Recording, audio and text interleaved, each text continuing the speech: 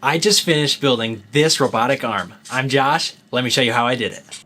I didn't actually design the arm for this project, so I went to Cults 3D and I went to 3D Dynamics page and downloaded the arm from there. They had kind of an instruction manual and as well as a parts list. That was pretty nice to get going there. The next thing to do was 3D printing, and this took about 70 hours, so it was definitely quite a long time, but everything turned out really nice and super smooth, so I had to clean up things a little bit, but beside that it all fit together perfectly. And that brings us to the build. Now this was quite a tedious process, so I've really only included highlights in here, but you can kind of see the whole thing come together. So I'll see you when the build is finished.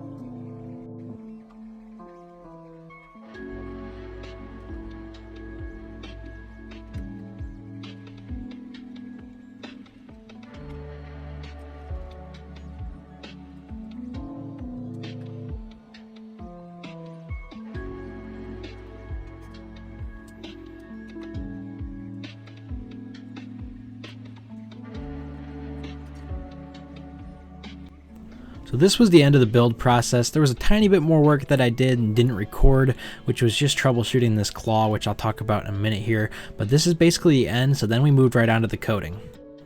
This was rather simple code.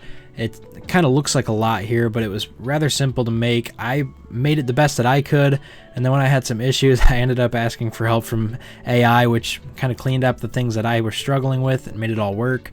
And then here's the Arduino sketch to make the code work with the Arduino, which then controls the robot arm.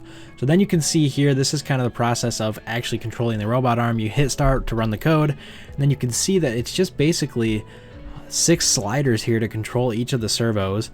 And there's also a record, a stop, and a playback button, which is really neat because you can hit record, make it move however you'd like, hit stop, and then you can hit playback and it'll do everything that you just made it do.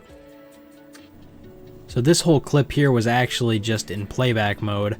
So I basically set the box down on there, I made it grab it, pick it up, move it to where I wanted, sit it down, then I grabbed it again and put it back where it started at, which makes for a pretty cool looking loop where you can just continuously hit playback and it'll keep moving the block back and forth. One thing that I noticed is that in playback mode, it's rather jerky, whereas when you're actually controlling it from the sliders, it is pretty smooth. So I'm not quite sure why it is jerkier when you're in the playback mode, but that's something to look into.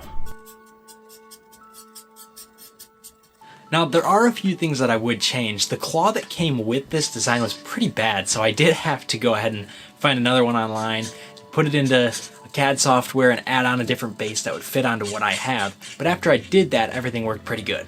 There's still plenty of room for the code to be improved upon, and I do plan on doing that in the future, such as adding a 3D environment that you can click and drag, and it'll move the arm around, and you can basically see the arm in the 3D environment. When you click onto it, you can kind of drag it around and do whatever you want with it. And as you can see, there is a playback mode as well, so I kind of showed it what I wanted it to do, which was pick up the block, sit it back down, and then pick it back up and put it in the starting position, and then I'm just letting it play back now. And it is pretty precise. When it puts the block down and moves, it can come back to it every time pretty well.